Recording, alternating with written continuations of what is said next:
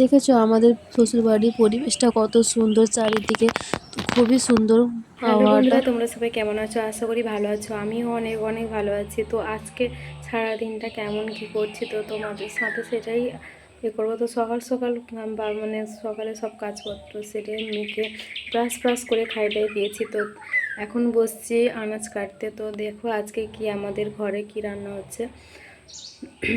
এই যে শাকের একটা ভাজি হবে, এটা সেটাচ্ছি শাক ভাজি হবে। আর একটা হচ্ছে মানে সব রকম পানি মিশালি মানে চচ্চড়ির মতন হবে। আর একটা মাছের ঝোল করব।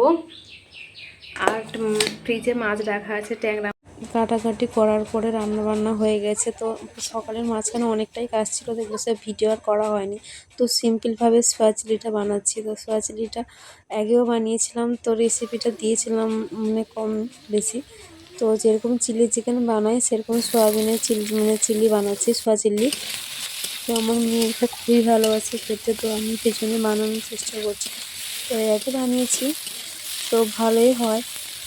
দেখো, প্রথমে সোয়াবিনটাকে মানে যেরকম সিম্পলভাবে সিদ্ধ করে, তারপরে যা মেন মানে লাগবে ডিম, কর্নফ্লাওয়ার আর সামান্য ময়দা দিয়েছিলাম।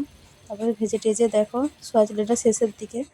তো সকালে সেসব তো রান্না হয়ে যাওয়ার পরে তো খেতে বসে গেছি। তো এটা ছিল মকর সংক্রান্তির দিন। তো সবাই বসেছিলাম তো খাবার টাবার নিয়ে, তো সেই আমি ভিডিওটা করেছি। তো অনেক কিছু তো রান্না হয়েছে, তোমার সাথে সবটাই শেয়ার করব। তো দেখো, মাছের ঝোল হয়েছিল, ওল ভাতে পড়েছিল, শাক ভাজি হয়েছিল, আর তো মাছের মাথা দিয়ে একটা মানে ইয়ে হয়েছিল ঘন্ট মতন, মাছের টক হয়েছিল। আর রাত্রের জন্য সোয়া চিলিটা বানিয়ে রেখেছিলাম রাত্রে খাওয়া হবে বলে। তো হাতে সময় ছিল ওই জন্য বানিয়ে রেখে দিলাম। তারপরে খানিকক্ষণ পরে আমার মানে বড়মশাই তো ফোন করে বলল অনলাইনে বাচ্চার জন্য কিছু খাবার দিয়ে পাঠিয়েছে। তো ও বাড়িতে নেই বলে ওই জন্য অনলাইনে পাঠিয়েছিল এইসব। তো তোমাদের ভাবলাম সাথে তোমাদের সাথে একটু শেয়ার করি। তো দেখো এইসব পাঠিয়েছে। তো ফার্স্ট টাইম এইসব অনলাইন থেকে আসছে, জামা কাপড়টাই আসে বেশি।